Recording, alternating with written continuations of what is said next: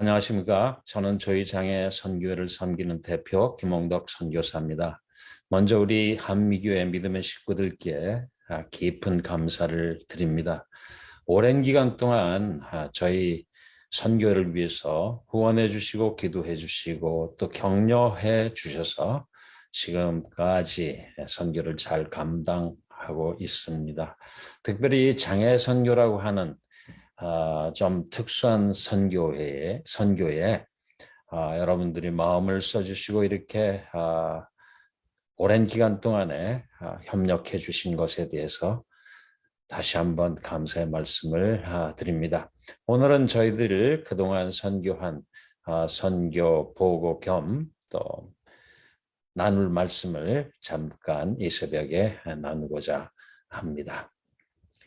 먼저 저희들이 그 선교 보고 저희들이 한 20여 년 동안 선교를 특별히 장애 선교를 하고 있는데 간단하게 어떤 일들이 전개되었는지 개략만 말씀드리고자 합니다. 저희 선교회의 모토는 장애는 극복되는 것이 아닙니다. 함께 사는 삶입니다. 이런 모토를 가지고 있습니다. 많은 분들이 장애는 극복해야 된다고 생각하고 장애를 이기고 일어서야 된다. 그래서 자꾸 격려하고 도와주고 고치고 해야 되는 그런 대상으로 생각하지만 사실은 장애는 극복되는 것이 아닙니다. 그것이 병과 다른 거죠. 병은 고쳐야 되는 것이지만 장애는 안고 살아가야 되는 것이기 때문에 더욱 우리가 장애인들을 어떻게 다가가야 되는가 하는 생각을 하게 됩니다. 크게 장애를 신체 장애와 지적 장애로 나누는데요. 저희 선교회는 특별히 이렇게 지적 장애인들을 대상으로 하는 일에 더 초점을 맞추고 있습니다. 지난 20년 동안 미주에서 지적 장애인들을 위해서 저희들이 프로그램을 했는데 토요학교와 방과후 학교 그리고 각종 캠프, 이 캠프라고 그러면은 특별 캠프들, 스포츠 캠프라든가 또 오버나이트 캠프, 여러 캠프, 여름에 캠프도 있고요, 스키 캠프도 있고, 장애인들이 일반 사람들이 할 수 있는 모든 일에 함께 누릴 수 있어야 된다고 하는 것이 저희 사역의 모토이면서 장애 사역의 전반적인 미국적인 컨셉입니다. 그래서 보통 사람이 하는 모든 일에 우리 장애인들이 접근할 수 있어야 된다는 생각으로 많은 프로그램들을 시행해 오고 있습니다. 그리고 각종 특별반을 저희들이 만들어서 그들에게 탤런트를 유감없이 발휘할 수 있도록 장고반, 등산반, 태권도반, 검도반, 찬양팀, 그 외에 많은 또 바이올린 팀, 이렇게 많은 반들을 운영해 왔습니다. 그중에서 지금 가장 기억에 남는 일은요. 2005년에 저희들이 안데스산을 등정 성공한 일입니다. 이건 아주 자폐장애인 강준구라고 하는 청년이 다른 그 자폐장애 친구 2명, 3명과 함께 안데스산 등정에 성공한 일인데요. 사실은 에베레스트산 등정 경험이 있는 분께서 지도를 하시고 함께 등반을 했는데 막상 그분은 마지막 등반 과정에서 탈락하고 말았습니다. 너무 힘들어서요. 근데 우리 준구 형제가 오히려 자폐장애의 특성을 가지고 자폐장애는 뭐 한번 해야 된다면 그 일만 가거든요. 그래서 그 등정을 한 후에 저희 장애 선교의 깃발을 꽂고 Praise the Lord 하라고 계속해서 이 말을 했더니 그거 하나만 가지고 성공을 한 참 감동 깊은 일이 지금 생각나네요. 그 다음에는 이제 부모님들을 위하여 실만한 캠프, 부모님들이 사실 굉장히 장애 자녀를 키우면서 더 많은 마음의 상처들과 힘든 일들이 많은데 그분들을 위해서 실만한 물가 캠프를 하고 각종 상담을 하고 또 소셜 서비스를 해드리는 일들을 진행하고 있습니다. 그 외에 또 자원봉사자 훈련들, 이 자원봉사자들이 대부분 또 고등학생들이 많아요. 이 친구들이 사실은 그 커뮤니티 아워를 따려고 시작했다가 장애인들을 섬기면서 인생이 바뀐 친구들이 너무나 많아요. 그래가지고 소셜 워커, 특수교육 교사, 로여 이쪽들로 많은 좋은 학교들을 오히려 가면서 자원봉사를 함으로 말미암아 자기의 새로운 인생의 방향이 설정됐다. 또 방황하다가 부모의 이 권유에 할 수 없이 온 친구들이 새로운 삶을 산 이러한 고백들을 하면서 저희들의 사역에 또한 보림을 느끼고요. 장애사역 컨퍼런스를 통해서 지금 미주의 많은 교회들에게 장애사역을 새로 시작할 수 있는 그렇게 또 다리도 되어주고 그 선생님들을 계속해서 20여 년 동안 지금 훈련시키면서 교회가 장애사역을 잘 할 수 있도록 돕고 있습니다. 그 외에 지금은 좀 더 우리가 제3세계 장애선교에 대해서 힘을 쏟고 있는데요.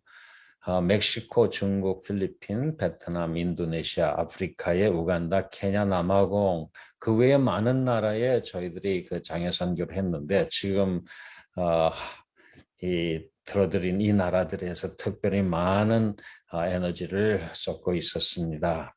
이 중에서 중국 이야기를 좀 들려드리면요. 중국의 청각장애인, 데프라고 하죠.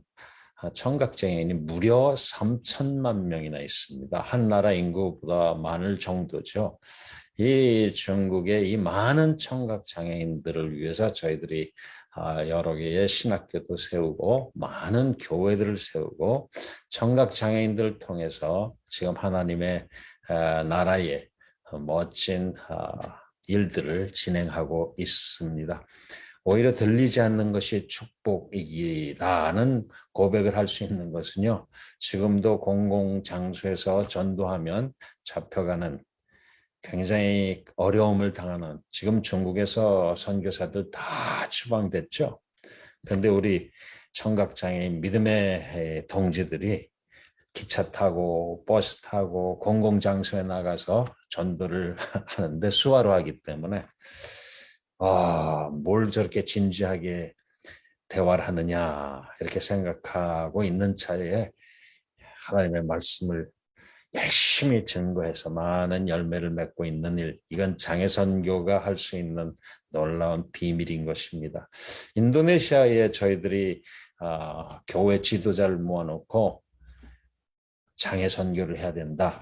장애인들을 이렇게 섬겨야 된다. 이렇게 열심히 트레이닝을 해서 인도네시아 교회 역사상 장애 선교를 시작하게 한 장애 사역을 교회에 시작하게 한 일들 생각나고요.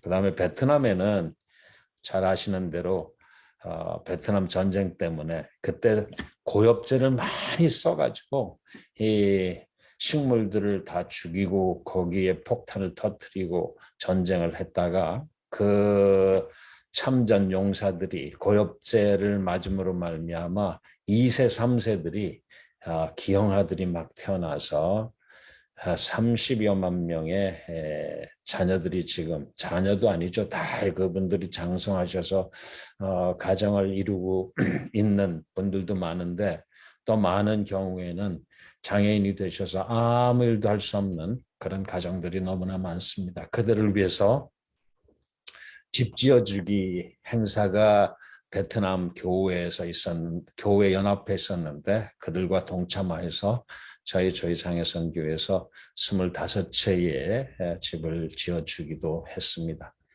그리고 지금 저희들이 포커스를 하고 있는 아프리카 사역, 그 가운데 우간다 사역은 저희들이 5년 전에 아예 미주의 우리 리더 팀들이 저희 가정과 함께 동역하는 김진희 선교사님 가정 이렇게 함께 들어가가지고 마지막 저희들의 그 삶을 불태우겠다고 들어간 곳이죠. 그래서 지금 그곳에 직업학교, 도서관, 특수교육 교실, 조이팜 등등 총체적으로 장애인 가족들뿐만 아니라 그 커뮤니티를 위해서 많은 사역을 감당하고 있습니다. 팬데믹 기간이 되어서 저희들 지금 미국에 들어와 있는 가운데서도 매일 선교 보고를 줌을 통해서 받고 또 지시를 하고 잘 진행되고 있는데, 놀랍게도 저희들이 없는 가운데 현지 지도자들이 훨씬 일들을 잘하는 것 같아요. 감사하고요. 그런데 지금 미국에선 팬데믹 기간이라고 해서 정부에서 도움이 있지만 아프리카, 우간다에서는 문만 닫아놓고 지금 동안 오랫동안 문만 닫아놓고 지원을 하지 않기 때문에 보통 때도 실업률이 50%가 넘는 나라에서, 하루 한 끼 먹는 나라에서 문을 닫아놨더니 각 가정이 엄청난 고난 중에 있습니다. 그래서 저희들이 계속해서 지금 지난 2년 동안 비상식량을 공급하고 있습니다. 이렇게 장애선교의 분야가 굉장히 많은데요. 이렇게 일을 잘 할 수 있도록 긴 기간 동안 함께 갈 수 있도록 사랑의 손길을 베풀어 주신 한미교회에 다시 감사의 말씀을 드립니다.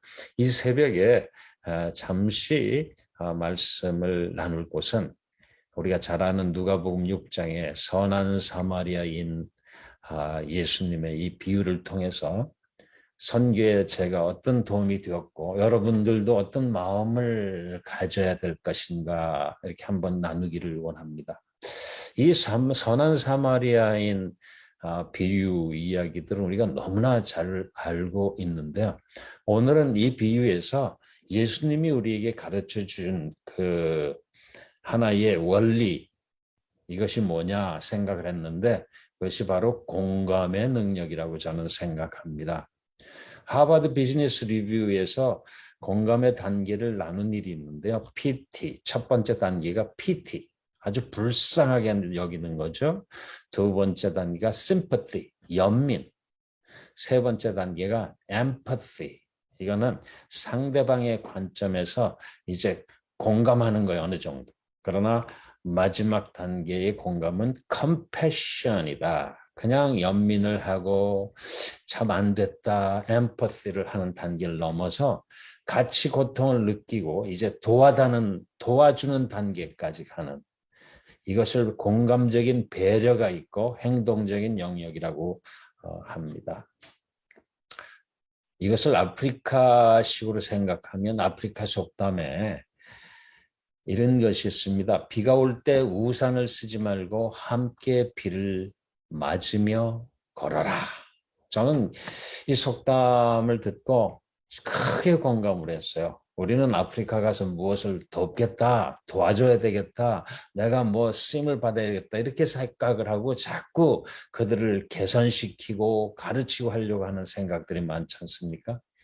근데 가서 생활하다 보니까 그것이 아니에요. 배울 것이 너무나 많고 그들이 그 어려운 삶 속에서도 전혀 그것이 그 고통이라고 생각하지 않으면서 넉넉하게 이겨가는 그 삶.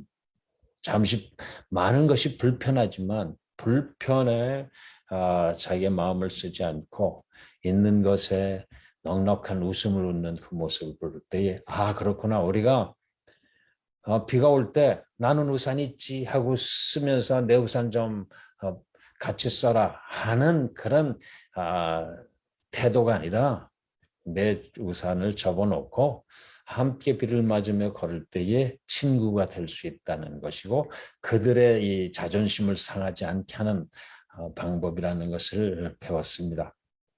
오늘 이 선한 사마리아 이 비유를 보면 예루살렘에서 여리고로 내려가는 중이다, 이런 말씀이 나오잖아요. 보면은 그때는 그 요단이 낮은 쪽이었고 여리고가 수면 정도 아래 정도고 예루살렘은 높였다고 그랬는데 지금 이 예루살렘에서 여리고로 가는 길은 내리막길이고 좁은 길이어서 피의 길이라고 할 만큼 강도가 많이 들끓은 곳이었다고 합니다. 근데 그때 여리고는요, 헤로드 왕의 겨울 궁전이 있었던 매우 아름다운 곳이어서 많은 제사장들이 모여 살던 고장이라고 그럽니다. 그래서 아마 지금 이 설정된 이 선한 사마리아 이 세팅에 제사장들이 예루살렘에서 직무를 마치고 집으로 돌아가던 중이 아니었을까 그렇게 상상이 됩니다. 왜냐하면 그 당시에 8일 동안 자신의 차례에서가 되면 제사장들이 성전 봉사를 해야 되기 때문에 자기 차례가 되어서 예루살렘의 직무를 마치고 자기 집이 있는 여리고로 돌아오는 그때가 아니었을까 이렇게 생각합니다. 자, 지금 이 선한 사마리아인의 비유에서 등장인물은 제사장이 있고 레위인이 있고 그 다음에 선한 사마리아인이 있고 그 다음에 강도 만난 사람이 있습니다. 강도 만난 사람은 아마 10중 8구 유대인으로 추측할 수 있겠죠. 자, 그런데 왜 우리는 여기에서 제사장과 레위인은 이 강도 만난 자를 보고 아무 거리낌 없이 그냥 패스했을까, 지나갔을까 하는데 좀 퀘스천이 생기지 않습니까? 어떻게 제사장과 레위인이 저렇게 사랑 없이 막 갈 수 있을까 하는 생각을 해보게 됩니다. 그런데요, 그들 역시 자신의 이 업무에 굉장히 충실했던 사람이라는 것입니다. 그러니까 법적으로 그들에게 잘못을 했다 이렇게 이 손가락질 할 수 없는 것이었어요. 왜냐하면 레위기 21장에 보면은 아무도 자기 백성 가운데 죽은 자로 인하여 자기를 더럽히지 말라. 왜냐하면 제사장과 레위인은 거룩한 자들, 정결해야 되는, 그래서 예배를 집전해야 되는 사람들이기 때문에 이 율법의 규정에 보면 시체의 6feet, 2m 안으로 들어가면 부정한 것으로 취급되었습니다. 그래서 유대인들은 시체가 있는 무덤 역시 부정함으로 밤에 지나다가 부정해지지 않도록 무덤가에 여하강 물질인 회치를 해놓았다는 것이에요. 그렇기 때문에 지금 제사장과 레위인들은 종교적으로 의식적으로 굉장히 자기를 부정하지 않도록 노력했기 때문에 저 쓰러져 있는 저 사람이 지금 죽었을지도 모르기 때문에 가까이 가서 자기를 더럽힐 수 없다. 그렇기 때문에 아마 지나간 것으로 생각합니다. 이런 경계, 종교적으로 의식적으로 경계를 딱 쌓아놓고 나는 내 박스 속에서 살고 있는 사람들이고 나는 이 저 박스 바깥에 있는 사람들과 달라서 거룩한 사람이다는 생각을 가졌던 사람. 그런데 예수님은 그것을 정죄합니다. 왜? 지금은 그런 율법적인 시대가 아니다. 율법은 다 폐한 이 시대에 그래도 자기는 그 율법에 갇혀서 나는 거룩한 사람이다라고 생각해서 지났던 제사장과 레위인들을 지금 지적하는 것입니다. 그런데 이러한 분위기 속에서 경직된 경계를 과감하게 깬 사람이 사마리아인이었습니다. 자, 이분 보세요. 먼저 사람의 혈통을 확인하지 않았어요. 가서 이 사람이 누구야? 유대인이야? 사마리아인이야? 뭐 신분이나 종교를 따지지 않았습니다. 오히려 자신들을 개 취급하는 유대인인데도 도왔어요. 그리고 한 번 도운 것이 아니라 이를 맡겨놓고 치료를 하고 돌아와서 또 다 페이하고 AS까지 소위 말하는 애프터 서비스까지 지극하게 했다는 것입니다. 그러니까 제사장 레위인의 위선적인 태도와 대비해서 이 사마리아인은 참으로 진실하게 원타임으로 케어했을 뿐만 아니라 그 뒤에도 계속해서 섬겼다는 사실입니다. 오늘 예수님은 이 비유를 통해서 사마리아인 굉장히 착한 일을 했다. 레위인, 제사장 너무 위선적이야. 이것을 가르치려고 하신 것은 아닙니다. 오늘 이러면서 이 이야기를 하시면서 예수님이 지금 누구에게 뭐라고 그랬습니까? 율법사에게. 왜냐하면 이 사마리아인 비유를 하게 된 것은 율법사가 예수님한테 지금 도전적으로 질문했거든요. 예수님을 시험에 빠뜨리려고 누가 내 이웃이죠? 라고 했을 때 예수님이 이 비유를 말씀하시면서 다시 율법사에게 되묻습니다. 내가 이야기를 했지. 그럼 누가 내 이웃이냐고 되물으신 것입니다. 바로 예수님의 의도는 오늘 이 이야기 속에서 바로 이 사마리아인이 당신의 이웃이다. 너희들이 금거 놓고 사람 취급도 안 하고 이웃으로 생각하지 않은 이 사마리아인들의 삶을 보라. 훨씬 고결하지 않은가? 공동체에 기여하는 1등 시민 아닌가? 서로가 서로를 엮어 사는 이웃의 삶을 좀 보라.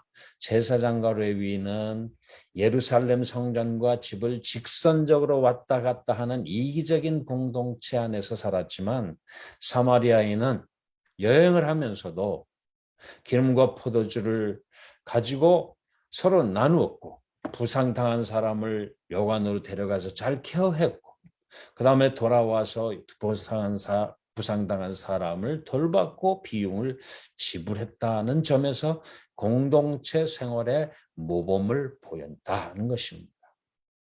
그렇기 때문에 오늘 이 비유를 통해서 우리가 큰 것을 깨달을 수가 있죠. 우리가 마음속에 금고 놓고 누가 내 이웃인지 나에게 도움을 주는 사람을 이웃으로 생각하거나 아니면 내가 여유가 있어서 생각날 때 가서 도와주는 그런 관계를 이웃으로 생각하는지 그리고 나에게 도움이 되지 않으면 공동체에 자기는 아무런 유익을 주지 않는 그런 생활을 하고 있는 것이 아닌지. 그러나 이 사마리아인은요. 비록 주류 사회에서 자기를 마이너로 취급한다 할지라도 오히려 당당하게 말이죠. 자기 컴플렉스에 빠지지 않았어요. 그리고 도움이 필요한 자에게 그가 보통 때 자기에게 참 아주 미인하게 대했던 자기를 오히려 고통을 줬던 사람인데도 불구하고 전혀 개의치 않고 그리스도의 사랑이 하나님의 사랑이 있으면 당당한 모습으로 오히려 그들을 도왔던. 그래서 자기의 이 공동체에 도움이 되는 공동체를 일으키는 공동체의 일원으로서 그 자기의 공동체가 자랑스러운 그런 모습으로 살아갔다는 것입니다. 그래서 이것이 바로 공감이라고 하는 것이죠. 이것이 바로 공감의 능력이라고 하는 것입니다. 공감의 이 능력은 공동체 생활을 자연스럽게 감당하는 능력이죠. 억지로 하지 않았습니다. 자발적으로 했고요. 시간과 비용을 지불하였고 지속적인 관심과 케어를 하였습니다. 우리 장애인들 그리고 아프리카 땅에 있는 장애인들 정말로 사람들이 생각하기에는 저 밖에 사람 우리가 금고 놓는 사람의 모습으로 볼 땐 좀 모자라는 사람들 그래서 불쌍하게 생각할 때마다 가끔 돌본 사람으로 생각했던 아마 이 율법사와 레위인과 제사장들이 생각했던 그 성 밖의 사람들 혹시 우리들도 그렇게 생각하지 않습니까? 우리는 축복받은 사람이고 저 사람들은 축복받지 못한 사람들, 우리의 도움이 필요한 사람들 그렇게 생각하지 않습니까? 그러나 사마리아인처럼 오히려 예수 그리스도 앞에서 바른 일을 한 참이웃이라고 생각해서 칭찬받았던 사람들처럼 오늘 우리가 주님을 섬길 때 특별히 선교 지향적인 교회, 한미교회가 앞으로 이 선교를 섬길 때도 이렇게 하나님 나라라고 하는 공동체를 세우는 일에 어떤 규격이나 선이나 카테고리를 정해놓지 않고 지금 당장 필요한 강도 만난 사람, 당장 피를 흘리는 사람, 당장 굶는 사람, 당장 걷지 못하는 사람을 위해 필요할 때 옆에 와 있는 그런 사람이 되어라 하는 메시지를 오늘 우리 주님이 주신 줄 알고 선교 보고 겸 우리 주님이 주시는 선교의 챌린지로 생각을 합니다. 다시 한번 저희들의 귀한 동역자 되어주심을 감사하면서 이 아침에 여러분들과 함께 시간을 갖게 된 것 감사하게 생각합니다. 잠시 기도하겠습니다. 하나님 감사합니다. 저희들을 무엇이간데 이토록 사랑하셔서 사마리아인의 심정으로 강도 만난 자들을 함께 할 수 있는, 공감할 수 있는 은혜를 주신 것을 인하여 감사합니다. 그동안 귀하게 선교의 많은 일들을 감당한 우리 한미교회, 그리고 저희 조회장의 선교회의 귀한 동역자가 되어줘서 함께 길을 가게 해주셨는데 아버지 귀한 교회에 크신 은혜 내려주시고 시시때때로 하나님의 특별한 은혜를 깨달을 수 있는 예수 그리스도의 전한 피복음의 은혜가 전 세계에 한미교회를 통해서 계속해서 퍼져나갈 수 있도록 축복하여 주시고 제단을 쌓으며 기도할 때마다 기도의 소원이 응답되는 귀한 성전이 되게 하옵소서. 예수님 이름으로 감사 기도드립니다. 아멘.